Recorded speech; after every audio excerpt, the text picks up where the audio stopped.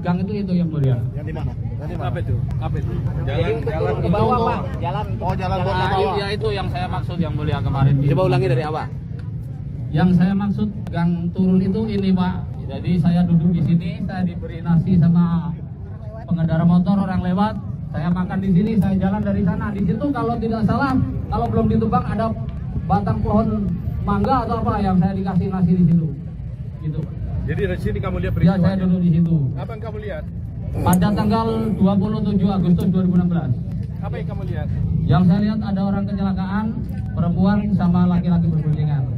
Arah dari mana? Arah dari sana, Pak. Arah dari sana. Iya. Bagaimana posisi waktu berangkat ke sana? Waktu dari sana senang jadi naiknya belok-belok kayak gini. Kayak ya siksak lah gitu. Terus? Kenceng nggak? Ada diangkat motor atau gimana? Kalau ngangkat saya nggak lihat ngangkatnya, cuman waktu sampai sini dia ngesrek gitu. Ngesrek. Iya, dengan kecepatan tinggi, Pak. Ngebut nggak? Itu artinya apa? Ya ngesrek tuh gimana ya kalau bahasa saya itu ya kayak delosor gitu. Jatuh tergelosor Ya seluruh gitu. orangnya ngantem tiang itu, ininya itu. Seingat saya di situ tuh ada bangunan pabrik dulu, Pak. Apa gudang apa pabrik yang belum jadi Di mana? di seberang sana. Oh, coba kita lihat ya. Iya. Motornya kenceng nggak? Motornya kenceng. Motornya kenceng, Pak. Bahagia nggak yang bawanya? Dia seneng-seneng gitu, Pak. Apa ini yang terjadi dengan negaraku saat ini? Ya, penegak hukum merekayasa sebuah perkara sehingga menghukum orang sampai seumur hidup. Dan satu orang anak di bawah umur 8 tahun penjara. Mulai dari keterangan atau kronologis, semua direkayasa. Sampai barang bukti juga direkayasa.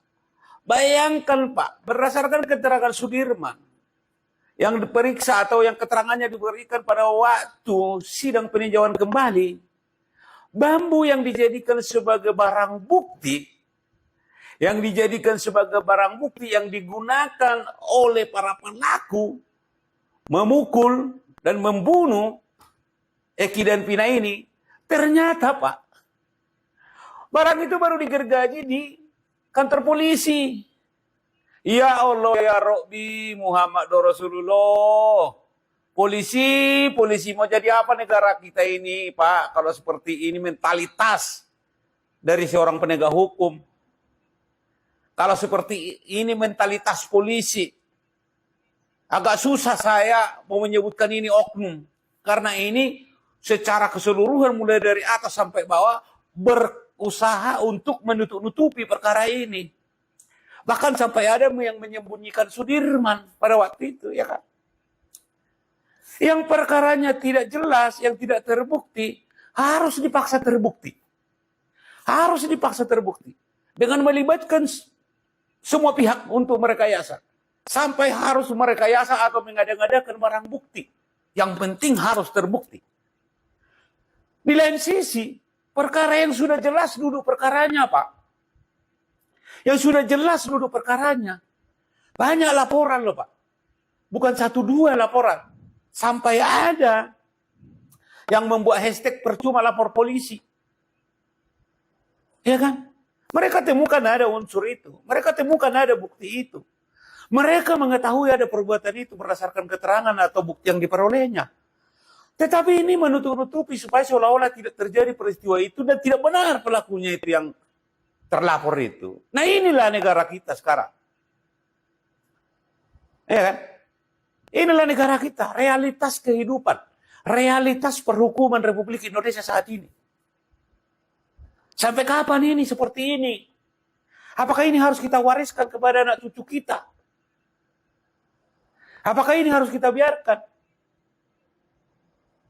Harus ada tindakan radikal yang harus diputuskan oleh Presiden Republik Indonesia ke depan.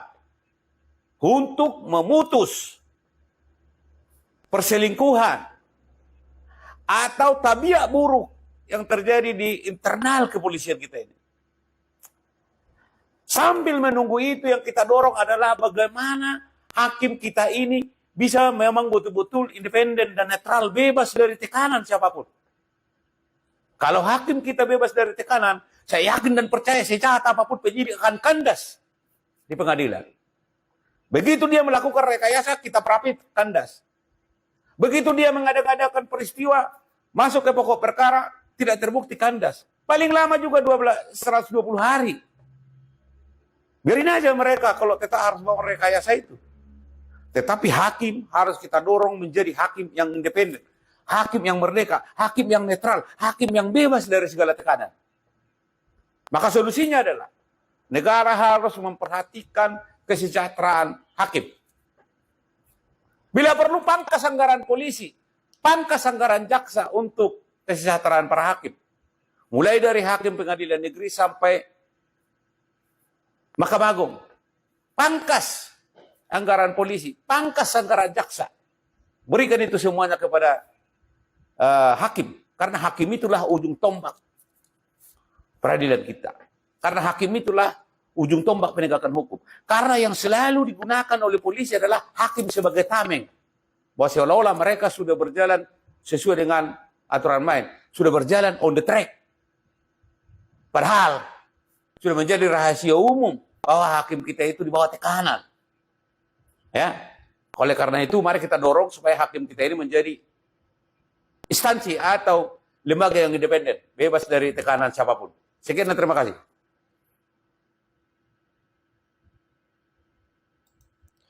Ya, kawan-kawan, tadi kita telah melihat ya kesaksian dari pelaku di tahun 2016, teman-teman. Dia menyatakan bahwa ini adalah kecelakaan. Dan juga untuk yang tadi pembagian ya tentang barang bukti yang dibuat-buat ya. Jadi ini ya sangat miris banget, teman-teman. Jadi ya kita akan tunggu aja gimana kelanjutan kasus ini. Sampai saat ini masih aja blunder ya, masih aja belum terbebaskan untuk nama narapidana ini. Jadi ya kita doakan aja semoga cepat selesai, semoga cepat terungkap siapa dari dalang-dalang kasus Vina ini. Oke, kita lihat untuk sekian video yang selanjutnya ini ya. Iya, Di mana itu? di ruang showroom mobil di belakang sawah. Di belakang sawah mana? Masih ingat nggak? Masih. Showroom mobil. Iya, Dia nunjukin batu itu siapa? polisi, Pak. Bukan Sudirman yang mengatakan itu batunya, bukan. Kan. Katanya menyebutkan nama-nama ya Iya. yang terlibat. Yang suruh siapa? Itu polisi, Pak, suruh nyatat nama-nama teman saya terus ditambah 3 orang itu yang saya nggak kenal. Jadi siapa yang Sudirman sampaikan yang disampaikan polisi tadi? Bilangnya, itu kamu catat nama teman-teman kamu. Bilangnya gitu. Terus ditambah 3 orang lagi biar 11 orang. Gitu bilangnya. Itu dari polisi. Iya, Bukan Sudirman yang ngomong sampaikan bahwa melihat bahwa orang-orang itu bukan. bukan. Oh. Pada aslinya Sudirman lihat nggak bahwa Eko dan yang lain itu melakukan seperti yang dituduhkan, membunuh, ngeroyok almarhum Eki dan Vina. Sudirman lihat nggak itu? Ya, kalau saya mah, soalnya saya malam itu di rumah tetangga saya sih, Pak. Ya, Sudirman sama siapa di situ malam itu tanggal 27? Sama Arfan, Mas Tono, Lilis. Kembali lagi. Terus sesudah ambil batu, disuruh mengambil apa namanya? Bambu ya. Tadi dikatakan bambu itu dapat dari mana yang Sudirman lihat? Ya, saya lihat lagi gergaji, Pak. Gergaji di mana? Lagi dipotong kayunya. Di mana itu? Di ruang penyidik kalau nggak salah. Oh, jadi dipotong dulu waktu pas disuruh ambil baru dipotong itu ya bambunya ya. Iya, Bukan diambil dari TKP ya. bukan. Sudirman lihat itu dipotongnya. Lihat, Lihat. lihat. Berapa banyak bambu yang dipotong? Cuma satu. Cuma satu. Ya, bukan batu kerikil untuk timpuk-timpukan ya. Batunya itu adalah atas ditunjuk dari Polisi. polisi. Iya. Kamu bawa jadi barang bukti. Iya, Bambunya pun kejadian tanggal 27 Agustus 2016 dipakai tusuknya, tapi baru digergaji tanggal 31 Agustus 2016 ya. iya, Betul ya? betul. Wah, jadi sesudah terjadi pembunuhan ditusuk batu, ditusuk bambu, baru bambunya dipotong. Iya, 4 hari kemudian. iya, Nah, ini terkonfirm yang mulia bahwa bambu dan batu itu barang buktinya diambil bukan berdasarkan fakta yang sebenarnya. Di antara 11 itu yang kamu kenal siapa? Ya, yang kenal cuma Eko, Hadi, kecuali 3 orang lah yang nggak kenal, Pak. Yang nggak kenal cuma 3 orang. Yang nggak kenal. Yang nggak kenal siapa aja? Andi, Dani sama Peggy, Pak. Oh, makanya nggak ketangkap ya. gitu. Karena Sudirman juga nggak kenal gitu ya. Iya, Pak. Kalau Rivaldi, kamu kenal nggak? Enggak, Pak, itu tunjuk dari polisi juga, Pak. Nggak kenal. Enggak. Oh, kamu pada tanggal 31 Agustus 2016 pernah dibawa keluar atau ke Polsek Utara Barat nggak? Iya, Pak. Tanggal berapa? Malam itu, Iya, malam itu. tanggal 31 Agustus 2016 ya. Iya. Nah, apa yang kamu lakukan di Polsek Cirebon Utara Barat? Pak, muter-muter pakai mobil. Nah, tiba-tiba polisi itu masuk ke Polsek Utara itu. Nah, pas itu kata polisinya, udah lu, kamu tunjukin tuh orang yang banyak tatonya gitu. Oh, polisi suruh Tunjukin tunjukin orang yang apa? banyak tatonya. Yang banyak tatonya. Iya. Padahal kamu nggak kenal, Nggak kenal. nggak kenal. Terus kamu tunjuk. Iya, disuruh sama polisi. Oh, kenapa kamu tunjuk? Padahal kamu nggak kenal. Ya, soalnya kan kalau nggak tunjuk udah dipukulin terus, Pak. Oh, dipukulin terus. Akhirnya kamu tunjuk. Iya, Yang kamu tunjuk itu adalah yang akhirnya kamu tahu namanya Rivaldi. iya. Kamu lahirnya tadi benar tahun 95? Umurnya berarti bukan 17 tahun ya?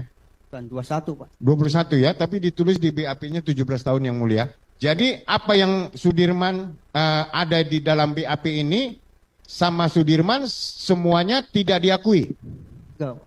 Kamu tidak akuin. Enggak. Jadi kamu mau cabut. Iya, Pak. Keterangan kamu ini benar nggak ini? Enggak, Pak.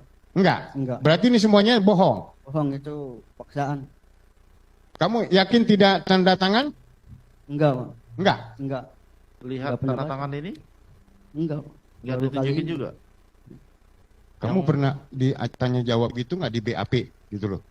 Enggak, Nggak pernah. enggak pernah. Dari beberapa lembar BAP ini, itu memang ada paraf, tapi parafnya itu setiap halaman berbeda. Ini yang halaman satunya seperti gini, ya. Kemudian halaman 2-nya ini, ya, beda. Halaman 3-nya begini, ya. Terus tanda tangan, halaman 4-nya juga begini. Jadi berbeda-beda, yang mulia. Bambunya saudara Sudirman lihat penyidik yang gergaji ya. Iya, benar, Pak. Gergaji ya, Iya, digergaji. Baru diambil sesudah kamu ditangkap ya. iya. Tanggal 31 Agustus 2016 ya. Nah, batunya adalah atas disuruh polisi ya untuk diambil batunya. Iya. Oke. Kemudian, yang mulia, di dalam berita acara penyitaan disebutkan bahwa batu itu tidak hanya satu, yang mulia. Ada 3. Tapi yang dihadirkan di dalam persidangan itu hanya 1. Ya. Kemudian, pernahkah kamu memberi botol bekas minuman ciu kepada polisi? Enggak pernah, Pak. Paling batu aja, Pak. Batu aja. Iya. Itu pun yang ambil kamu atau polisi? Polisi yang nunjukin, Pak. Kalau botol minuman, ya, 2 botol aqua kosong, 2 botol kantong plastik bening, botol Sprite, botol Picola, pernah kamu kasih ke polisi? Enggak pernah, Pak. Enggak pernah. Enggak. Izin yang mulia, di dalam daftar barang bukti itu disebutkan bahwa itu disita dari saudara Sudirman beserta dengan 3 batu.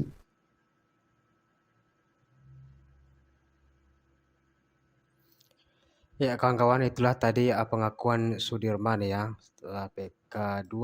Nah, jelas banget ya pengakuannya itu dicabut bahwa dia telah berbohong karena telah disuruh, teman-teman. Jadi ya kita doakan aja semoga kasus ini selesai dan semoga aja dibebaskan. Oke, begitu saja. Assalamualaikum.